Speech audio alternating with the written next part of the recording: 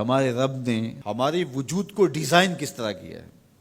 ہم جب کھانے لگتے ہیں تو سب سے پہلے ہم اس کھانے کو دیکھتے ہیں، اس کے اوپر کوئی نجاست تو نہیں لگی، کوئی غلاظت تو نہیں لگی، پہلے آنکھ اس کو چیک کرتی ہے، اس کے بعد پھر ہاتھ سے ہم لقمہ توڑتے ہیں یا اس چیز کو اٹھاتے ہیں تو ہمارا ہاتھ دیکھتا ہے کہ اس کے اوپر کوئی ایسی سختی تو نہیں ہے کہ جو ہمارے لیے تکلیف کا سبب ہو۔ پھر مالک نے ہماری ناک کو ہمارے منہ کے قریب رکھا ہے، ہماری آنکھیں دیکھتی ہیں، سونگھتی نہیں ہیں، ہمارا ہاتھ پکڑ کے محسوس کرتا ہے لیکن سونگھتا نہیں ہے۔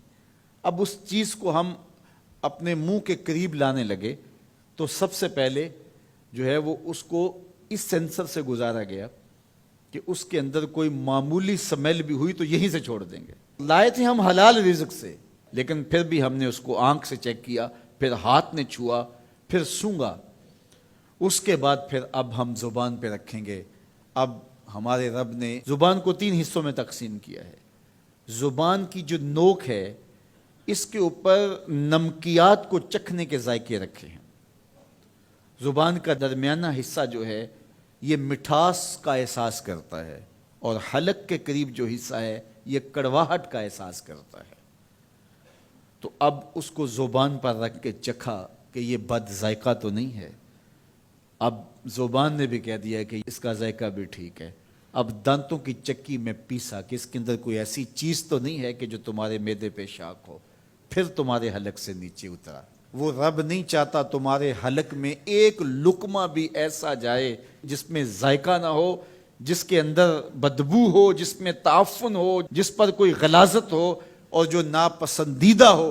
تمہارا رب چاہتا ہے تم طیب لو، ستھرا لو، تاکہ تمہارا ظاہر بھی ستھرا ہے، تمہارے وجود کا حصہ بننے والی غذا جو ہے وہ بھی پاک اور ستھری ہو۔ تمہارا رب تمہیں صاف دیکھنا چاہتا ہے، صاف رکھنا چاہتا ہے۔ یہ تمہارے لیے اس رب کی تلقین ہے کہ تم صاف رہو۔ جو کھانے کا وضو ہے وہ ہاتھ دھونا ہے اور کلی کرنا ہے۔ جب تم کھانا کھانے لگو تو ہاتھ دھو لو اور اس کے بعد کلی کرو، اور اس کے بعد کھانا شروع کرو، اور کھانے کے بعد پھر دوبارہ کلی کرو۔ اور ہمیں بار بار مسواک کرنے کی تلقین کی گئی۔ مسواک منہ کو صاف کرتی ہے اور رب کو راضی رکھتی ہے۔ میں نے کہا کہ جب بچہ پیدا ہوتا ہے تو اس وقت اس کو غسل دیا جاتا ہے، اور جب جنازہ اٹھتا ہے تو اس سے قبل بھی اس کو غسل دیا جاتا ہے۔ غسل سے کہانی شروع ہو کے غسل پہ ختم ہوتی ہے، اور ادھر صفائی اور ستھرائی کی کہانی یہ ہے کہ جب تک بچہ اپنے دانت صاف کرنے کی اہلیت نہیں رکھتا اتنی دیر تک دانت ہی نہیں اگتے، اس لیے کہ اب یہ صاف نہیں کر پاتا، اور جب وہ صاف کر پائے گا تو پھر دانت اگنا شروع ہوں گے، اور پھر ان دانتوں کو ہر لحاظ سے صاف رکھے، ان کو ستھرا رکھے۔ میرے اور آپ کے آقا و مولا حضور ختم المرتبت صلی اللہ علیہ وآلہ وسلم کا جب آخری وقت آیا اور حضرت اسرائیل علیہ السلام قبض روح کے لیے اجازت طلب کر رہے تھے تو حضور نے فرمایا عائشہ مسواک دو، تو حضور کو مسواک دی گئی۔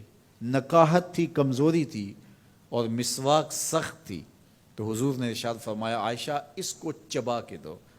تو ام المومنین سیدہ عائشہ رضی اللہ تعالیٰ عنہ فرماتی ہیں میں خوش قسمت ہوں کہ آخری لمحات میں میرا لعاب اور حضور کا لعاب مل گیا۔